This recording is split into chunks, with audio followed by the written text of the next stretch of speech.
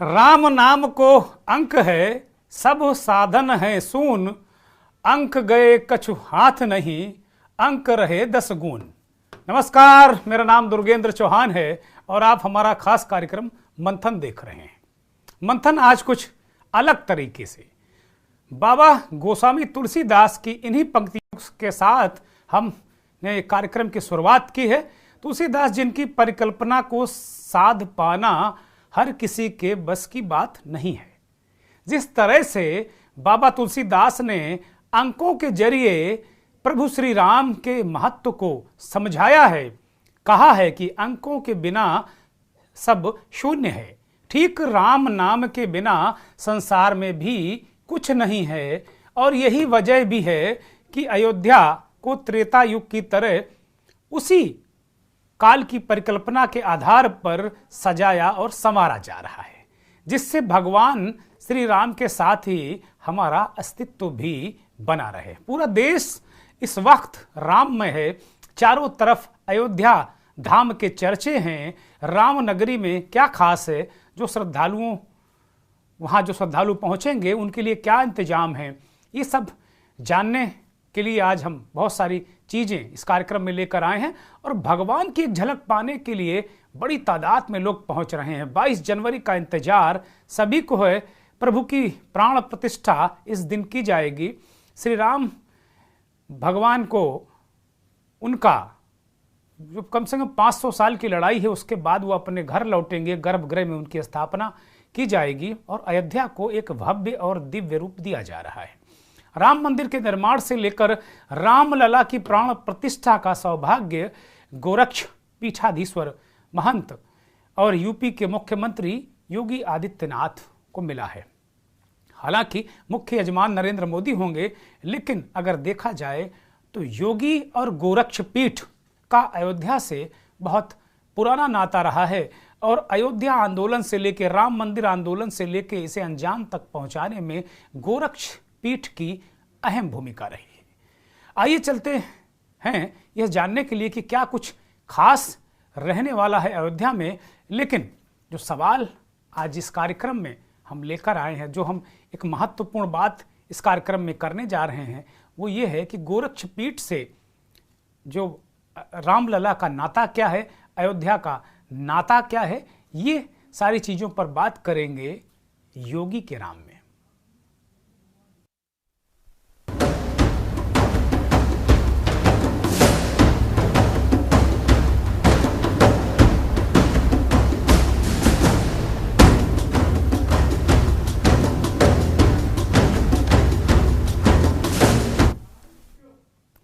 अयोध्या में 500 सालों से ज्यादा का इंतजार खत्म होने को है। 22 जनवरी को राम मंदिर की प्राण प्रतिष्ठा का कार्यक्रम होना है, लेकिन आस्था पूरे देश में हिलोरे मार रही है। हर कोई अपने अपने तरीके से भगवान की भक्ति, राम की भक्ति कीर्तन कर रहा है। यूपी में सरकारें कई आई और गई, लेकिन राम मंदिर के निर्माण को लेकर रामलला की प्राण प्रतिष्ठा का सौभाग्य गोरक्ष पीठाधीश्वर महंत योगी आदित्यनाथ को मिला है। ये गोरक्ष पीठाधीश्वर या गोरक्ष पीठ का, योगी से पहले भी बहुत सारे गोरक्ष पीठाधीश्वर रहे हैं। गोरक्ष पीठ का राम मंदिर आंदोलन और रामलला से कितना करीबी, कितना महत्वपूर्ण नाता है, ये हम आपको बताते हैं। प्रभु आ रहे हैं और 22 जनवरी को आदरणीय प्रधानमंत्री जी के ही कर कमलों से प्रभु अपने भव्य मंदिर में विराजमान हो रहे हैं। भाइयों बहनों, 500 वर्षों का इंतजार समाप्त होने जा रहा है।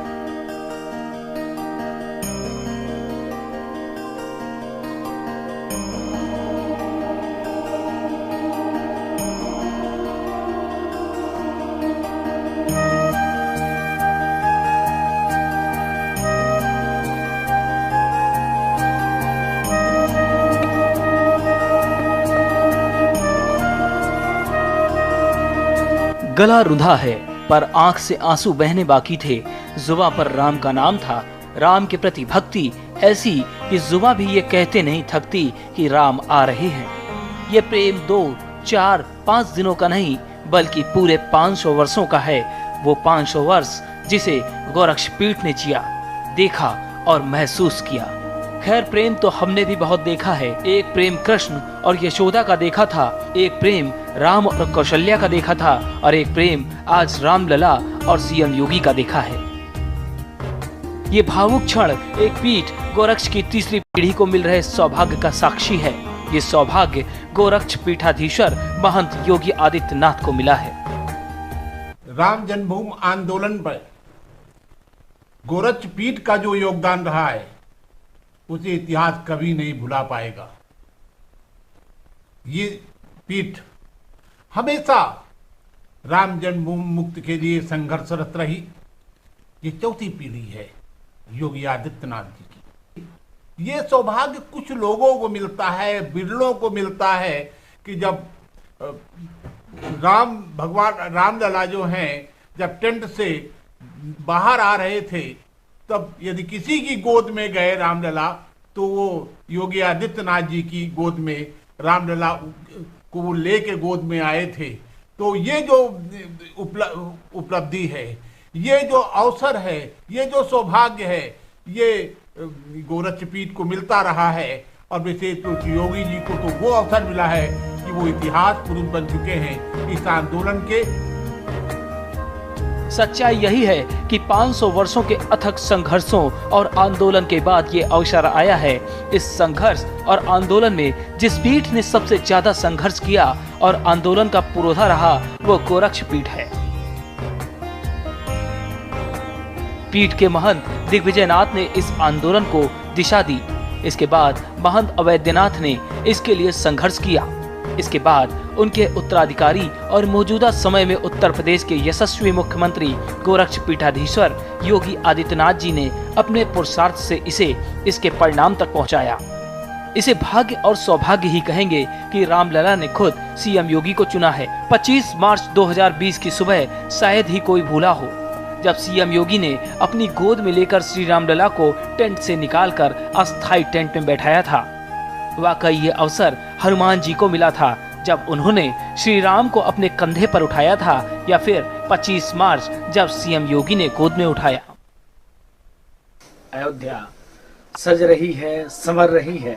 अयोध्या नव्यता, दिव्यता और भव्यता की ओर, टाट से ठाठ की ओर ले जाने में गोरक्ष पीठाधीश्वर पूज्य योगी आदित्यनाथ जी महाराज, जो आज उत्तर प्रदेश के मुख्यमंत्री हैं। एक समय हुआ करता था, पूज्य योगी आदित्यनाथ जी महाराज साल में 4 बार 5 बार आते थे, संतों के साथ बैठक करते थे, चिंता और चिंतन करते थे कि कैसे मंदिर का निर्माण हो। ये पूज्य संतों ने एक भाव जगाया था कि कैसे मंदिर बने। तो ये कौन जानता था कि आज उत्तर प्रदेश के मुख्यमंत्री योगी जी बनेंगे।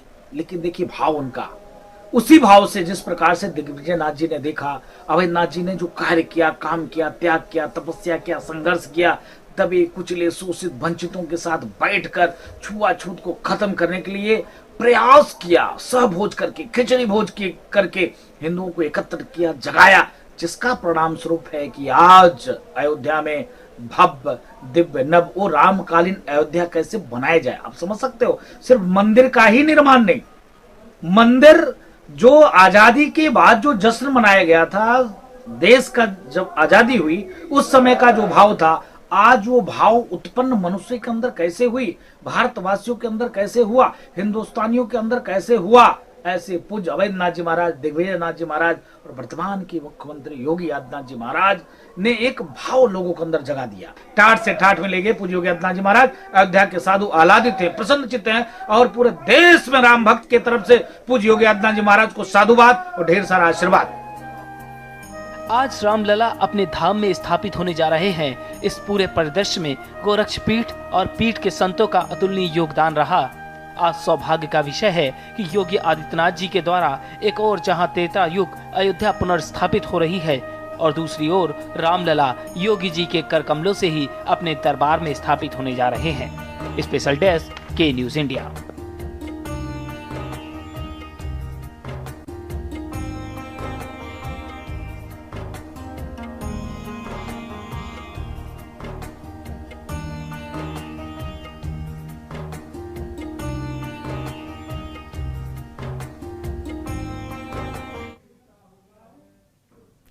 अद्भुत अलौकिक अयोध्या, टाट से ठाठ तक गोरक्ष पीठ का जो योगदान है राम मंदिर आंदोलन में और राम जी के भव्य मंदिर के निर्माण तक जो बड़ा योगदान है उसको कभी भुलाया नहीं जा सकता। और जिस तरीके से अभी अयोध्या के हनुमानगढ़ी के महंत राजूदास जी महाराज को हम सुन रहे थे, वो कह रहे थे कि भाई पूज्य अवैधनाथ जी महाराज ने जिस तरीके से शोषित, पीड़ित, दलित, जिन्हें समाज में लोग अछूत कहते थे, उन लोगों को किस तरीके से खिचड़ी भोज करके, समरसता भोज करके एक तरीके से मुख्य धारा में जोड़ा और उन्हें जगाया। ऐसे हिंदुओं को इस राम मंदिर आंदोलन के लिए अतुलनीय योगदान गोरक्ष पीठ का, और उसको अंजाम तक पहुंचाया मौजूदा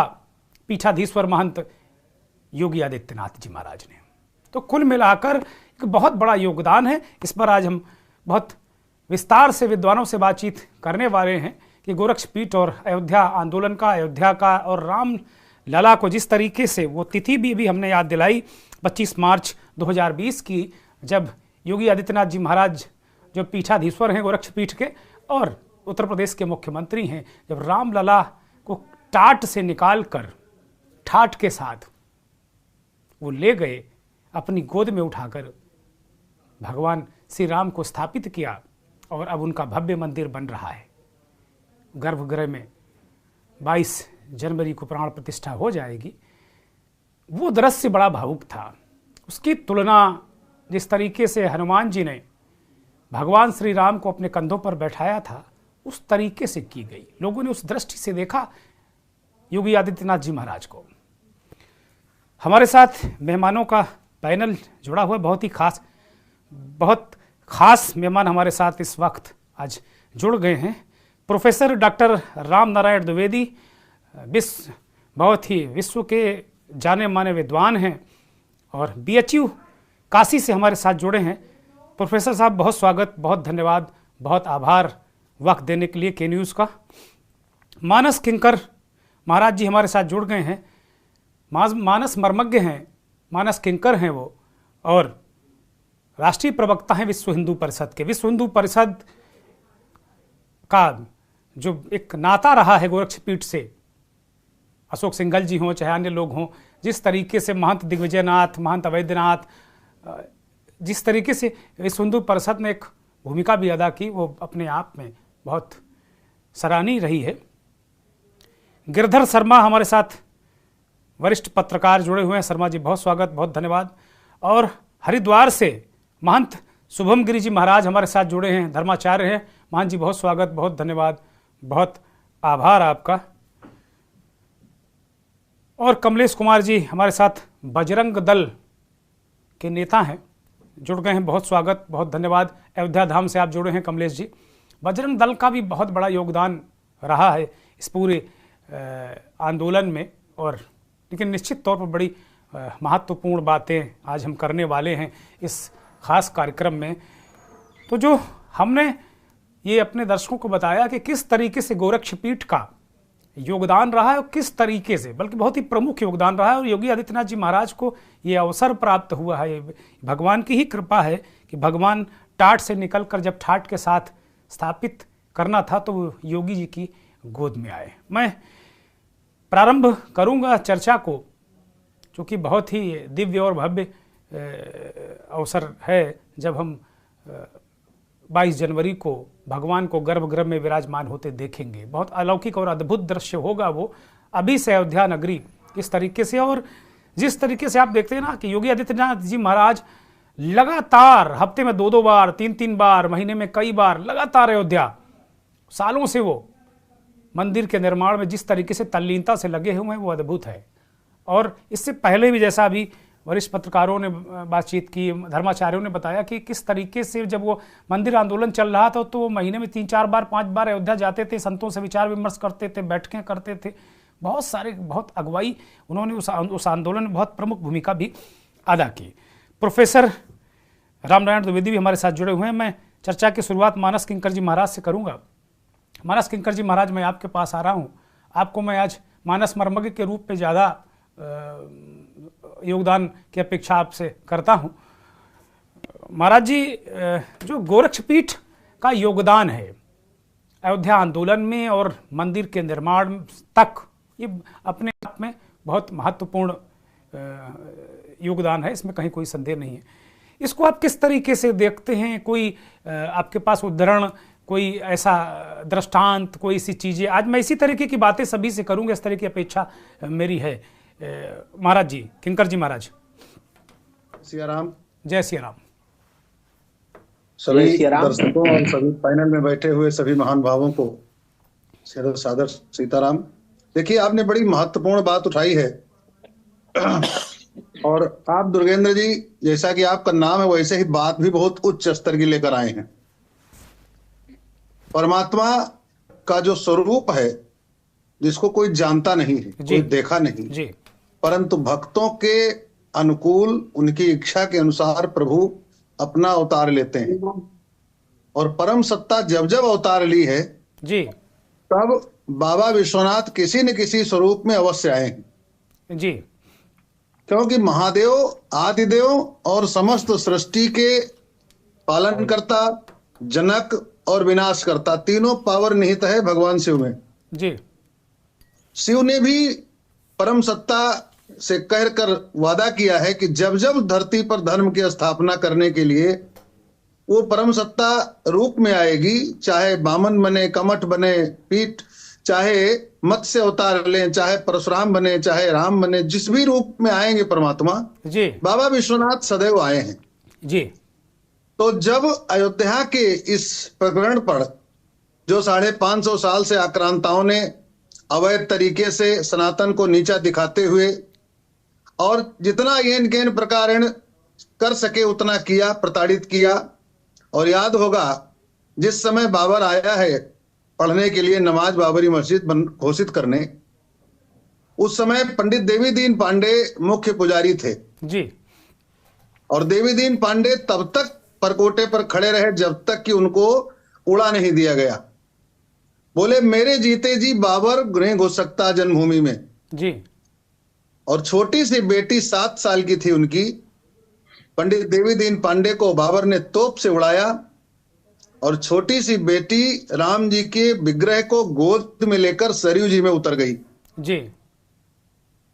वो जल समाधि लिया, बोली राम जी को इन आक्रांताओं के हाथ में स्पर्श नहीं कराना जी जी। ये जब से शुरू हुआ कार्य, जब से रामलला की वो विग्रह सरयू जी में प्रवेश हो गई, उसके बाद से ही बाबा विश्वनाथ ने अपने रूप को लिया और नाथ संप्रदाय में आए जी जी। परमात्मा राघवेंद्र ने जिस प्रकार से आने से पहले निर्णय दे दिया था कि अयोध्या में जन्म लूंगा, दशरथ जी, कौशल्या जी मेरे माता पिता होंगे, उसी समय बाबा विश्वनाथ ने माता पार्वती से कहा था कि इस 5 वर्ष की आयु तक मैं भी अयोध्या में रहूंगा कि राम जी के बाल स्वरूप को किसी प्रकार का कोई आक्रांता या कोई विरोधी या कोई राक्षस दैत्य आ करके कहीं कुछ नुकसान न कर दे जी जी। महादेव ने 5 वर्ष तक अयोध्या में रहकर राम जी को तरुणाई तक ले गए जी। महादेव जी ने विवाह कराया राम जी का जी।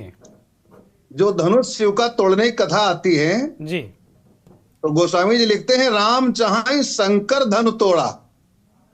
राम जी चाहते हैं कि शिव जी स्वयं धनुष तोड़ने के जिम्मेदार बने, क्योंकि शिव धनुष शिव जी का है जी। और तब बोले कि देखो छुअते ही टूट, मैंने तो केवल स्पर्श किया था, बाकी तो महादेव सब कर रहे हैं जी। तो जब जब राम जन्मभूमि पर संकट आएगा तो रामनाथ संप्रदाय, गोरक्ष पीठ सदैव दाहिने खड़ी रही है। सनातन को बचाने के लिए गोरक्ष पीठ ने सदैव रक्षा किया है, क्योंकि गोरक्ष और गोरक्ष के लिए परमात्मा आता है, इसलिए वो पीठ रक्षा के लिए ही बनी है। और सौभाग्य है कि योगी आदित्यनाथ जी महाराज के कार्यकाल में उनके कर कमलों द्वारा ये दिव्य कार्य हो रहा है। ये प्रकृति की ही इच्छा थी। आदरणीय यशस्वी प्रधानमंत्री जी सत्ता में बैठे हैं और ऐसे ऐसे रचना बनी कि जो रचना दिव्य है।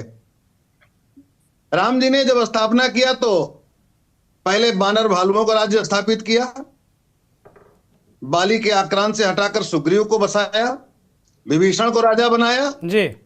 और उसके बाद स्वयं राज्य करने आए। तो सबका साथ और सबका विकास यही लेकर तो राम जी चले थे। जी जी। कल आपने एक प्रसंग डाला था, समय कम था इसलिए मैं बोल नहीं पाया उस पर जी। संबूक वध की एक चर्चा आई थी जी कि संबूक वध के कारण ये जो धर्म विरोधी लोग हैं जी, जिनको धर्म का ज्ञान ही नहीं है जी, वो कभी कभी कहा करते हैं कि राम जी दलित विरोधी थे जी, क्योंकि संबूत का वध कर दिया। कल आपने इस बात को कहा था। जी। तो उस पर देखिए, यदि राम जी ने एक संबूक के वध करने पर दलित विरोधी हो सकते हैं तो सबसे बड़ा तो रावण का परिवार था जिसको राम जी ने वध किया। 1 लाख पूत 1.25 लाख नाती, और रावण शुद्ध ब्राह्मण था जी। राक्षस प्रवृत्ति के कारण वो वध का पात्र बना। तो सबसे पहले तो दुनिया के ब्राह्मणों को बैर मानना चाहिए राम जी से। एक संबूक पर इतने बड़े प्रश्न, और रावण को मारने पर कोई ब्राह्मण प्रश्न नहीं कर रहा, सारे ब्राह्मण राम जी के चरणों की सेवा करते हैं जी। तो जहां पर धर्म और अधर्म का युद्ध हो वहां कैसा रिश्ता, कैसा नाता, कैसी जाति। ठीक बात है, बहुत बड़ी बात आपने कही। ये निश्चित तौर पर कि वास्तव में जो अधर्मी है उसकी कोई जाति धर्म नहीं होता है, और कुछ नहीं, वो तो 2 ही जाति हो गई, एक धर्म एक अधर्म। हाँ, और कुल मिलाकर जब सदा रहा है, भगवान ने भी कहा यदा यदा धर्मस्य ग्लानिर्भवति भारत। जी जी, जो धर्मपरायण लोग जब कभी शासन सत्ता में आते हैं तो फिर इस तरीके की चीजें होती हैं। मैं प्रोफेसर आर्यन द्विवेदी की तरफ रुख करूंगा, बीएचयू के प्रोफेसर है, हमारे साथ जुड़े हुए हैं। प्रोफेसर साहब, मैं आ रहा हूं आपके पास। बड़ी महत्वपूर्ण चर्चा है और इसको लेकर जैसा कि अभी मानस किंकर जी महाराज ने जो अपनी बातें रखी, बड़ी महत्वपूर्ण तथ्यों के साथ में रखा कि नाथ संप्रदाय एक तरीके से जो उन्होंने बताया कि भगवान शिव की जो इच्छा थी वो उसी के अनुरूप नाथ संप्रदाय में वो गए, और कितना बड़ा योगदान है अयोध्या में राम को लेकर, नाथ संप्रदाय को लेकर। ये उन्होंने इस बात को लेकर बड़ी महत्वपूर्ण जानकारी भी दी है कि कितना पुराना और कितना अटूट या इस तरीके का है कि मतलब एक पूरक, कि भगवान शिव ही नाथ संप्रदाय में उन्होंने अपने आप को वहाँ अवतरित किया या वो उनका अवतार हुआ। और इसके बाद फिर वो बता रहे हैं कि 5 वर्ष जब भगवान का बाल्यकाल था, किशोरावस्था तक वो रक्षा करते रहे।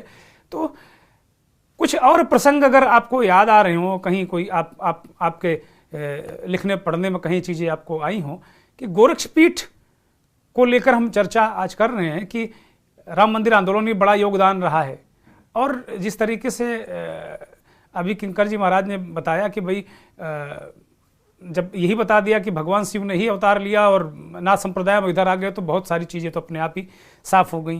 तो आप किस तरीके से इसको देखेंगे? आदिनाथ जो देव, आदिनाथ जो गुरु हैं वो भगवान शिव ही हैं। नाथ संप्रदाय के प्रथम पूज्य जिनको माना जाए भगवान शिव ही है, इसलिए शिवावतार ही नाथ संप्रदाय है। और नाथ संप्रदाय की भूमिका आज के इस भारत में ये हम मान के चलते हैं कि सनातन धर्म के रक्षा के लिए ही आदि गुरु नाथ का अवतार हुआ। सनातन धर्म, सनातन संस्कृति और सनातन सभ्यता के संरक्षण संवर्धन में इस नाथ संप्रदाय ने अपनी महत्वपूर्ण भूमिका अदा की है जी। और विशेष करके बाबा पूज्य महाराज अवैधनाथ जी से लेकर के जब ये राम मंदिर का आंदोलन चला, हम लोग भी इस विषय को बहुत साक्षी के रूप में देखा भी, सुना भी, और प्रकट रूप में आज वर्तमान के जो पूज्य पीठाधीश्वर हैं, गोरक्ष पीठाधीश्वर पूज्य महाराज योगी जी महाराज जी एक उसका उदाहरण है, जिन्होंने इस संप्रदाय की संपूर्ण परंपरा को जीवंत रखते हुए आज भगवान श्री राम लला का जो भव्य और दिव्य धाम अपनी भव्यता के साथ प्रकट होने जा रहा है।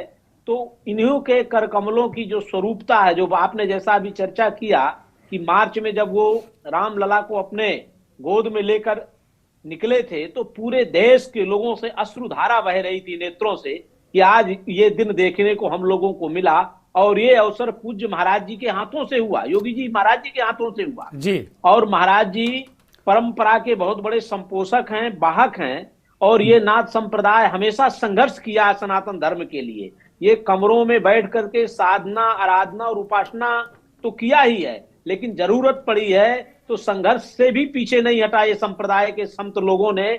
संघर्ष की लंबी लड़ाई लड़ी है। जहां जैसी जरूरत पड़ी है वहां शस्त्र और शास्त्र उभय विधि की ज्ञाता होते हैं नाथ संप्रदाय के लोग। और सनातन संस्कृति के लिए अपने शरीर के रोम, अपने शरीर को माने किसी तरह से अगर परित्याग करना पड़ जाए तो उससे भी पीछे नहीं हटते, आत्म बलिदान के लिए खड़े हो जाते हैं। ये संप्रदाय हमेशा सनातन संस्कृति की रक्षा के लिए खड़ा रहा है। रही अयोध्या के जो राम जन्मभूमि का जो आंदोलन था, उस आंदोलन को जब हम लोग आरंभ से देखते हैं तो आप देख लीजिए पूज्य महाराज जी के जो गुरुजी थे उन्होंने एक लंबा संघर्ष किया और इसकी नींव जिस तरह से डाली, जन जन तक प्रत्येक हिंदू के मन में एक प्रेरणा दी कि अगर हम हिंदू हैं तो रामलला के प्रति हमारी निष्ठा, हमारी मानस पटल में क्या आस्था होनी चाहिए और कैसी प्रेरणा होनी चाहिए। जरूरत पड़ने पर हमें संघर्ष के लिए पीछे नहीं हटना चाहिए। इस तरह के हम सबके प्रेरणा स्रोत पूज्य अवैधनाथ महाराज जी ने जिस तरह से इस आंदोलन को छेड़ा था, और पूज्य महाराज जी जो वर्तमान में हमारे प्रदेश के यशस्वी मुख्यमंत्री के रूप में हैं और गोरक्ष पीठाधीश्वर हैं, इन्होंने इसका पूरा स्वरूप स्वयं मुख्यमंत्री होते हुए सप्ताह में 2 बार जाना, 3 बार जाना और पूरी मॉनिटरिंग करना। प्राण प्रतिष्ठा से पहले जब भूमि पूजन का था, वो कोरोना का महाकाल चल रहा था और उस महाकाल महामारी के समय में भी महाराज जी बराबर दौरा करते हुए वहां किसी प्रकार से कोई अव्यवस्था ना हो जाए, इतना दिव्य कार्यक्रम हो। तो ये तो जन जन कण कण में है कि नाथ संप्रदाय हमारी सनातन संस्कृति का संरक्षक संप्रदाय है। और इस संप्रदाय ने राम जन्मभूमि के आंदोलन को लेकर के रामलला के प्राण प्रतिष्ठा महोत्सव तक जिस प्रकार से अपने स्वरूप का परिचय दिया है, हम सनातनी ये विश्वास करते हैं कि आगे आने वाले भी समय में जो हमारे भारत में इस प्रकार के कलंक के चिन्ह हैं, उन चिन्हों को मिटाने में नाथ संप्रदाय अपनी अग्रगणी भूमिका का निर्वाह करेगा। ये पूरे हिंदुओं का विश्वास है। और पूज्य महाराज जी आस्था और परंपराओं के संरक्षण के लिए कहीं से भी पीछे हटने वाले नहीं है। ठीक बात है। बहुत महत्वपूर्ण बात यह है कि जिस तरीके से प्रोफेसर द्विवेदी ने इस बात को रखा कि नाथ संप्रदाय के जो संत हैं, महंत हैं, वो शस्त्र और शास्त्र, उन्होंने सनातन की रक्षा के लिए वो न शस्त्र उठाने से हिचके और न शास्त्र में कहीं वो पीछे रहे। ये बड़ी बात है। यहां तक उन्हें कहा जाता है कि वो सनातन के रक्षक हैं, सनातन के रक्षक। फिर क्या कहने।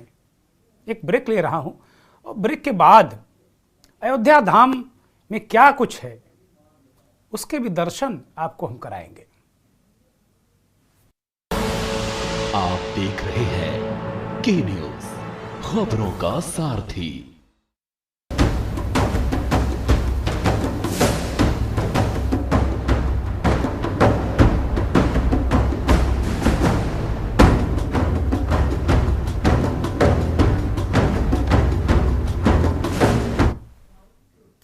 भगवान आदिनाथ जिनके आराध्य हैं, ऐसे नाथ संप्रदाय के महंत योगी आदित्यनाथ और उनके जो गुरुजी, पूज्य गुरुजी महाराज, दादा गुरुजी, तमाम संतों ने जिस तरीके से अयोध्या आंदोलन और राम लला को टाट से निकालकर ठाट के साथ में भव्य दिव्य मंदिर में स्थापित करने के लिए जो काम किया, वो अपने आप में अतुलनीय है, अद्भुत है।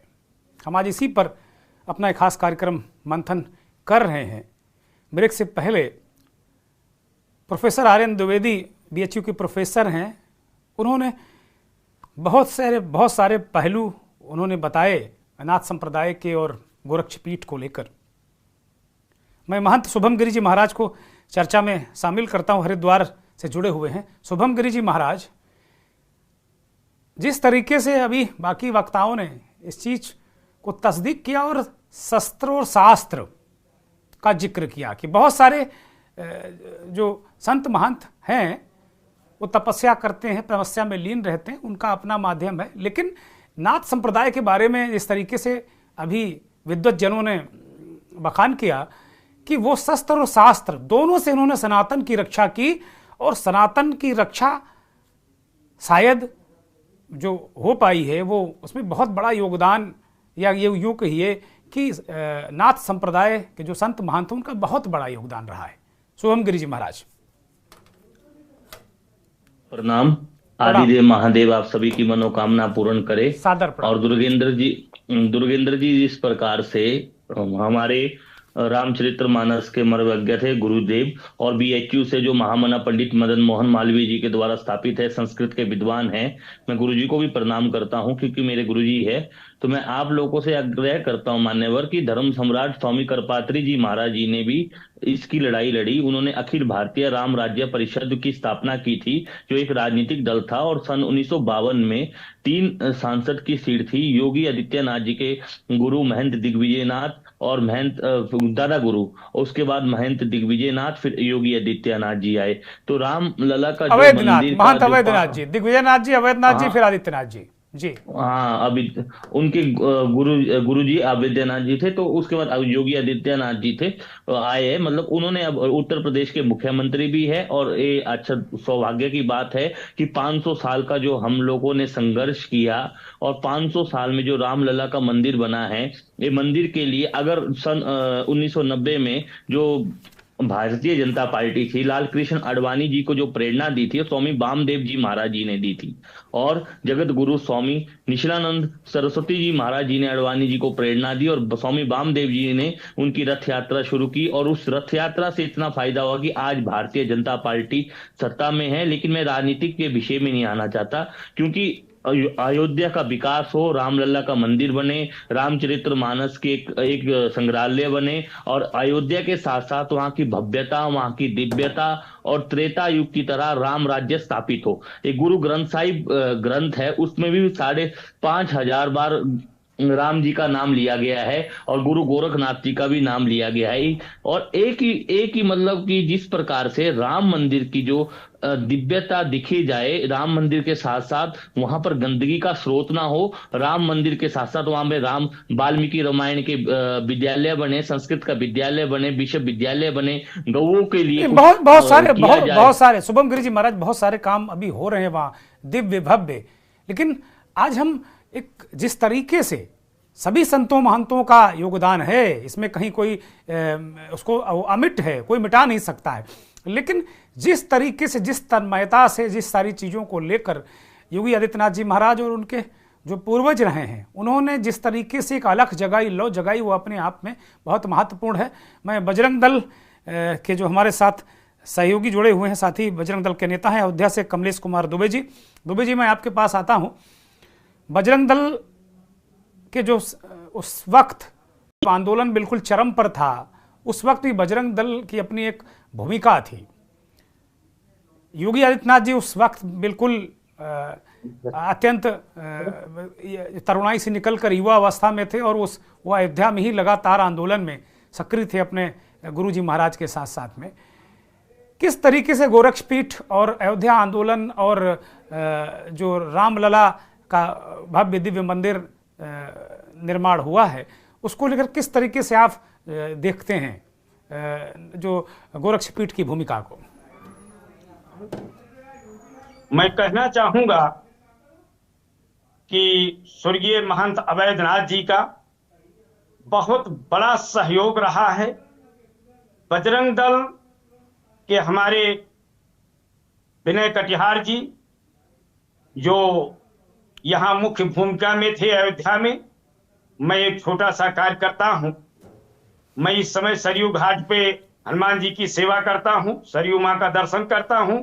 मैं आपसे बताना चाहता हूं कि महंत अवैधदास जी ने इतनी बड़ी भूमिका निभाई थी कि इस आंदोलन में आपने सोती हुई जनता को जगाया है। जो हमारे हिंदू समाज के लोग सोए हुए थे, उनको आपने जगाया है, और माननीय हमारे मुख्यमंत्री जी उन्हीं के बताए हुए रास्तों पर चल करके आज रिकॉर्ड तोड़ा है यूपी का, कि लोग तीसरी बार मुख्यमंत्री नहीं बनते हैं, लेकिन योगी जी हमारे तीसरी बार मुख्यमंत्री बने हैं। दूसरी बार हमारे अवैधनाथ जी को जाता है। दूसरी बार जी दूसरी बार मुख्यमंत्री बने हैं, तो ये सारा श्रेय उन्हीं के द्वारा, आप समझिए उन्हीं के बताए रास्ते पर चलने पे इनको ये मिली हुई है कुर्सी, और हम चाहेंगे कि इसी तरह से ये कार्य करते रहें, अयोध्या का विकास करते रहें। ये बहुत ही आप समझिए कि बड़ी उपलब्धि है हमारे अयोध्या के लिए कि ऐसे ही लोगों की अयोध्या का विकास करने की जरूरत है। और मैं चाहता हूं कि ये मुख्यमंत्री से प्रधानमंत्री तक की कुर्सी उनको मिले, यह मेरा अपना विचार है। गिरिधर शर्मा जी, मैं आपके पास आ रहा हूं। पूरा राम मंदिर आंदोलन कई चरणों में हुआ, इतने वर्षों का इंतजार, और उसके बाद जिस तरीके से योगी आदित्यनाथ जी महाराज और उनके जो पूर्वजों ने इस आंदोलन में भूमिका की, एक पूरा वो अपने आप में एक अतुलनीय है, महत्वपूर्ण है। लेकिन अयोध्या को लेकर जिस तरीके से एक पूरे देश में माहौल है, अयोध्या को लेकर पूरे देश में एक अलग तरीके का उत्साह और जोश है, वो किस तरीके से आप उसको परिभाषित करते हैं? किस तरीके से आप की नज़र और नज़रिया है इस पूरे जो प्राण प्रतिष्ठा होने जा रही है और जो गोरक्षपीठ का योगदान है इस पूरे आंदोलन में और मंदिर बनने तक? देखिए, आवाज आ रही मेरी? हाँ, बोलिए कृपया। अच्छा, सबको मेरा प्रणाम। सबको, मेरे अभी संत लोग बैठे हैं, उनको मैं चरण वंदन करते हुए प्रणाम करता हूं। मैं जो आपने मैं योगी जी को दो रूप में देखता हूं। एक तो संत के रूप में जो आपने पीठाधीश्वर हैं वो योग पीठ के, और दूसरा मैं मुख्यमंत्री के रूप में। दोनों रूप में मैं उनके बारे में 2 मिनट में अपनी बात कहूंगा। जो सबसे पहले तो मैं मुख्यमंत्री के रूप में कहूंगा कि जो उन्होंने अपनी भूमिका इस राम मंदिर के रूप में, क्योंकि आज मैं विकास की बात ज्यादा नहीं करूंगा, आज राम मंदिर पे ही चूंकि फोकस है, तो उन्होंने जो भूमिका निभाई है, जिस तरह से उन्होंने माहौल बनाया है कई वर्षों से, चाहे वो दीप प्रज्वलित का प्रोग्राम रहा हो हमेशा, चाहे वो उसका रिकॉर्ड तोड़ते रहे हों, पहले 51 लाख, फिर 31 लाख, 51 लाख, इस तरह से वो दीपोत्सव करते रहे। और पूरे देश में और पूरे संसार में, मैं कहूंगा पूरे वर्ल्ड में, उन्होंने ऐसा माहौल बनाया कि लोगों का आकर्षण अयोध्या की तरफ हुआ, इसमें दो राय नहीं है। और एज ए मुख्यमंत्री उन्होंने उसको अंदर जो उनके संत था, अंदर जो उनके वो लड़ाई थी राम को प्रतिष्ठापन करने की, जो राम की प्रतिष्ठा करने की जो उनकी लड़ाई थी अंदर, वो उनके अंदर जज्बातों में दिख रही थी, उनके कर्मों में दिख रही थी, उनके कार्यों में दिख रही थी। तो सबसे पहले तो एज ए मुख्यमंत्री उन्होंने पूरी भूमिका अपनी बहुत ही सही ढंग से निभाई, प्रदेश के हित में भी और राम मंदिर के हित में भी, अयोध्या के हित में भी। जहां संत के रूप में मैंने पौराणिक और ऐतिहासिक सारे पहलू हमारे किंकर जी ने अभी बताए हैं कि पौराणिक कैसे उनकी जो नाथ संप्रदाय था, उसके बाद फिर महंत, वो पूरी परंपरा चली आ रही है भोलेनाथ के द्वारा। वो भोलेनाथ भी नाथ ही थे, तो उन्हीं के द्वारा जो ये चले आ रही है, वो उन्होंने पूरी पौराणिक और ऐतिहासिक पहलू बताए।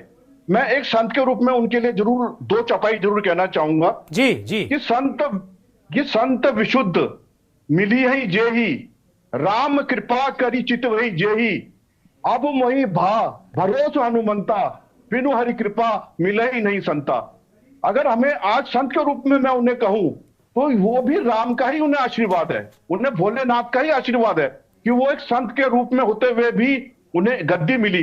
और आज हमारा सौभाग्य है, मैं तो अपना उत्तराखंड से बोल रहा हूं, मुझे तो सौभाग्य है कि वो उत्तराखंड के हैं, और मुझे उनपे नाज भी है कि वो मेरे उत्तराखंड से हैं, और उत्तराखंड में वो पैदा हुए, यहाँ पर इन्होंने पढ़ाई लिखाई करी, और फिर वो आगे बढ़ते बढ़ते नाथ संप्रदाय में उन्होंने शिष्य बने, वहां पर अवैधनाथ जी के उनके अनुकंपा से फिर वो आगे बढ़े।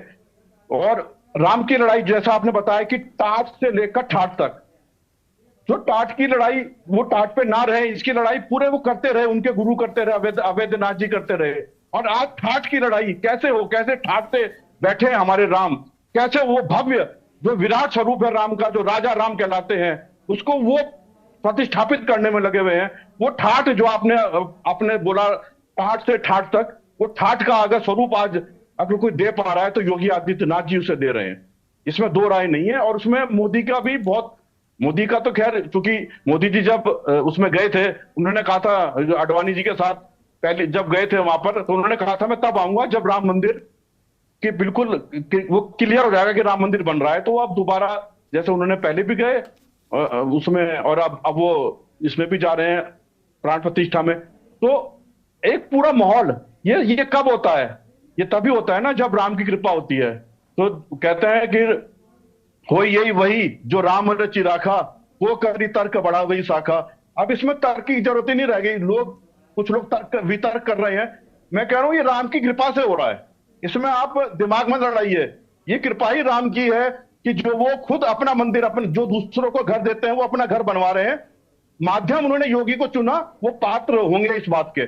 जैसे मैंने कहा कि वो संत हैं, वो इस बात के पात्र हैं, और वो पात्र को ही वो राम कृपा से ही मिलती है। वो पात्र जितने भी लोग, चाहे वो मोदी को पात्रता मिली हो, चाहे सुप्रीम कोर्ट को पात्रता मिली हो, चाहे मैं योगी आदित्यनाथ जी को पात्रता मिली कि वो वहां पर इस कार्यक्रम को करें, तो ये राम के कृपा ही द्वारा हो रहा है। और भोलेनाथ बाबा इसमें हमेशा उनके साथ, जैसे किंकर जी ने बताया कि वो हमेशा वो बचपन से राम के साथ रहे, ऐसे ही कृष्ण के साथ भी रहे। और कृष्ण के लिए भी वो गए थे वहां कृष्ण दर्शन करने। और मुझे पूरी उम्मीद है कि आगे जो राम मंदिर के साथ ठाट से जो अभी आपने बात कही, कृष्ण मंदिर भी उसी उत्साह से, और मथुरा का मंदिर उसी उत्साह से और उसी तरंगों से, जो तरंगे अब चल रही है पूरे देश में, जो माहौल चल रहा है, जो पूरे देश में राममय हो रहा है। और इसका उदाहरण सबसे बड़ा सारे चैनल हैं। मैं कई बार आस्था संस्कार देखता था, लेकिन अब आजकल मैं न्यूज चैनल भी बहुत ज्यादा देख रहा हूं, क्योंकि मैं पत्रकार भी हूं। वो भी आस्था संस्कार जैसे ही लग रहे हैं मुझे। सब जगह राम ही राम है। बहुत बड़ी महत्वपूर्ण बात कही शर्मा जी आपने। ये वास्तव में उस राम का जो प्रचंड रामत्व है, उसका ही ये प्रभाव है, उसका ही प्रभाव है, रामत्व का ही प्रभाव है। मैं मानस किंकर जी महाराज की तरफ एक बार पुनः जाना चाहूंगा। मानस किंकर जी महाराज, आपके पास आ रहा हूं। गिरधर शर्मा जी ने राम का गुणगान करिए। मैं गुणगान कर भी रहा हूं और आह्वान भी कर रहा हूं कि सभी गुणगान करें। मैं आपके पास आ रहा हूं ये जानने के लिए कि अभी गिरधर शर्मा जी ने इस बड़ी महत्वपूर्ण इस जो चर्चा है, इसको एक नई दिशा उन्होंने दी। उन्होंने कहा कि उन्हें भरोसा है कि योगी आदित्यनाथ जी महाराज और उनके पूर्वजों ने जिस तरीके से रामलला को टाट से निकालकर ठाट के साथ में वहां मंदिर में स्थापित करने वो जा रहे हैं, वो मथुरा को भी, भगवान कृष्ण की जन्मस्थली को भी उसी ठाट के साथ ऐसा भव्य दिव्य स्वरूप देंगे। शर्मा जी इस चर्चा को थोड़ा एक नई दिशा दे रहे हैं। मानस किंकर जी महाराज। जी हाँ, एक भीमसेन जोशी जी का एक बड़ा सुंदर गीत था, एक लाइन का सुनाएंगे, केवल एक लाइन। अवश्य 2 लाइन सुनाइए कृपया, कोई दिक्कत नहीं। राम का गुणगान करिए, राम जी की भव्यता का दिव्यता का भान करिए, अब राम का गुणगान करिए। वाह, क्योंकि रामो विग्रहवान धर्म जी, राम जी साक्षात धर्म के स्वरूप हैं। और धर्म का स्वरूप अब अपने आकार में आना शुरू हुआ है जी। अब क्योंकि कलिकाल में 4,32,000 की कलयुग की आयु है, और इस 4,32,000 में अभी कलयुगे कल प्रथम चरण है, ये कलयुग का प्रथम चरण है जी। तो 4,32,000 को जब 4 से भाग करेंगे तो अभी तो पहले चरण के भी हम पहले चरण में हैं जी।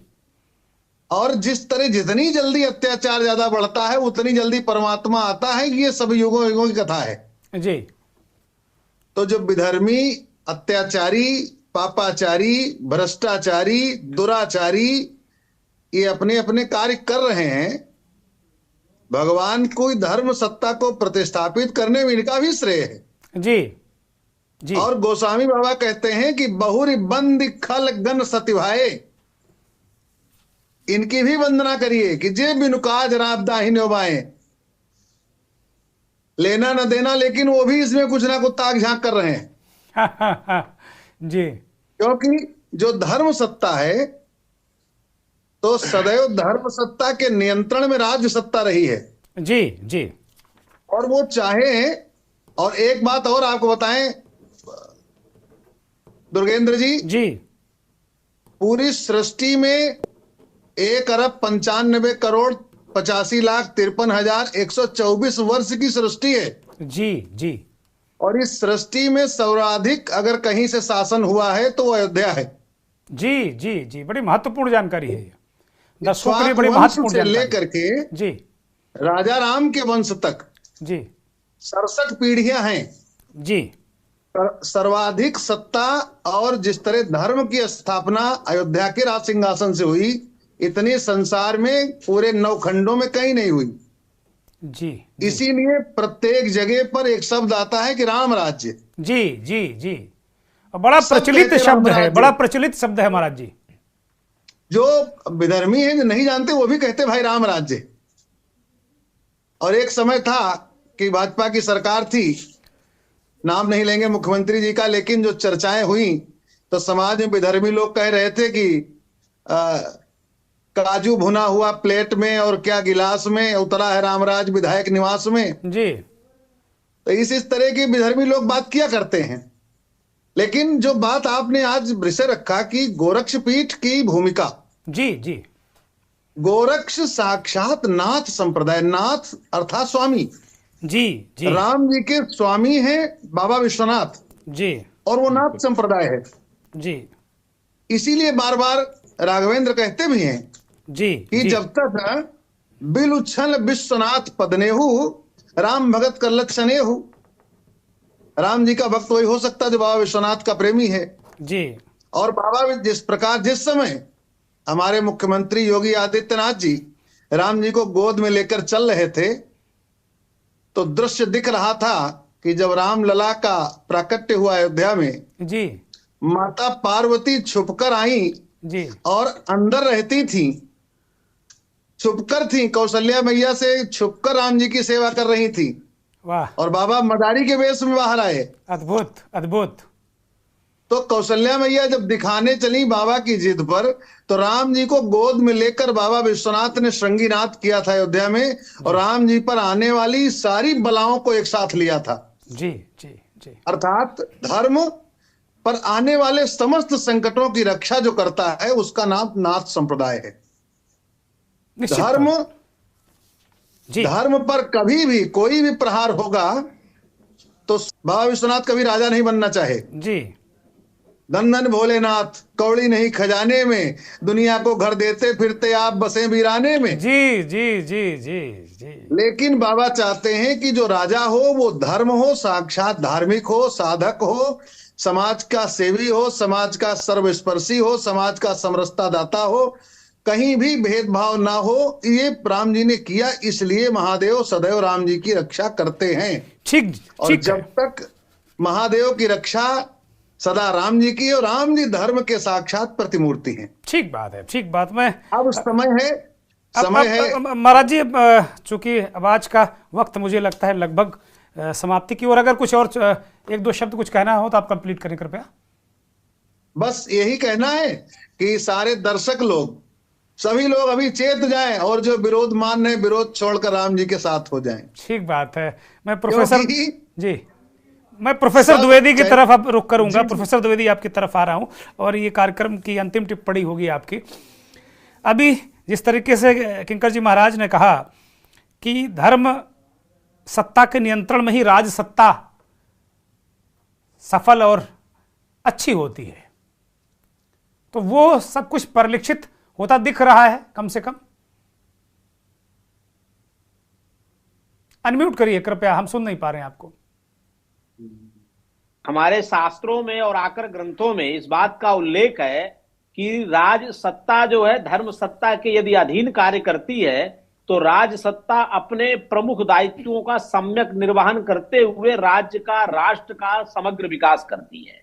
इसीलिए जब राज सत्ता पे जब कोई आसीन होता था तो धर्म दंड जो उसके सम्मुख रखा जाता था और कहा जाता था तुम धर्म दंडोसी, यदि हमें जरूरत हो तो धर्म दंड से हमें दंडित किया जाए। धर्मो रक्षति रक्षितः, धर्म की रक्षा करने से धर्म की रक्षा होती है। और हमारे पारंपरिक जो इस समय वर्तमान की स्थिति चल रही है, हमारे पूज्य उत्तर प्रदेश के पूज्य महाराज जी जो हैं, वो आप देखते हैं कि नवरात्रि में किस तरह से कन्या पूजन करते हैं जी। नारी शक्ति का, कन्याओं का कितना बड़ा सम्मान करते हैं जी। आप देखते हैं कि जब भी किसी परंपरा का उत्सव होता है, भारतीय परंपरा का, तो उस उत्सव, चाहे वो आप समझ लीजिए कि ये जो शिव जी के पूजन में जो पूजा के लिए लोग निकलते हैं, पहले किस तरह की परिस्थितियां होती थी, आज उनको पुष्पों से उनकी वर्षा की जाती है और भगवान शिव को वो जल चढ़ाने के लिए जब जाते हैं लोग, तो किसी प्रकार को किसी की कोई बाधा ना, उसकी पूरा ध्यान रखा जाता है। भारतीय सांस्कृतिक उत्सवों को भव्यता और दिव्यता के साथ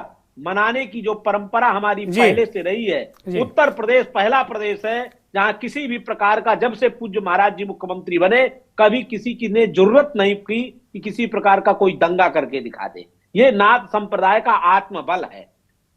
आत्मबल ही व्यक्ति के व्यक्तित्व का विकास करता है। ठीक बात है। पूज्य महाराज जी की जो समग्र दृष्टि है, उसको यदि अवलोकन किया जाए, जिसको कहते हैं सिंहावलोकन, सिंहावलोकन से यह ज्ञात होता है कि मनस्यन्यत वचस्यन्यत कर्मण अन्यत दुरात्मनाम, मनस्येकम वचस्येकम कर्मण्येकम महात्मनाम।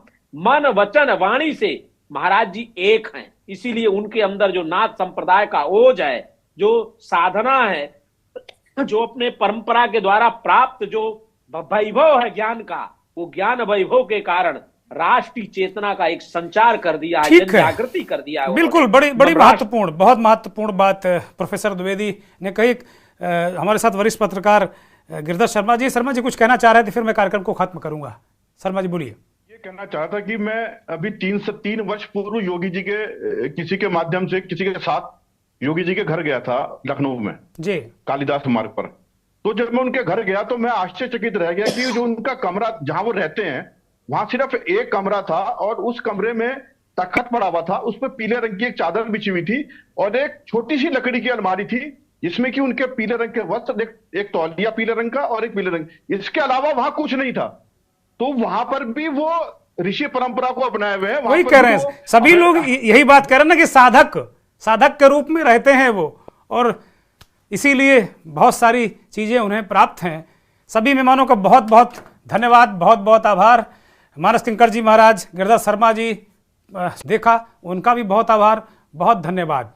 22 तारीख को भगवान गर्भगृह में विराजेंगे। उत्सव है इस देश के लिए, कण कण में राम, अणु अणु में राम। बहुत बहुत नमस्कार।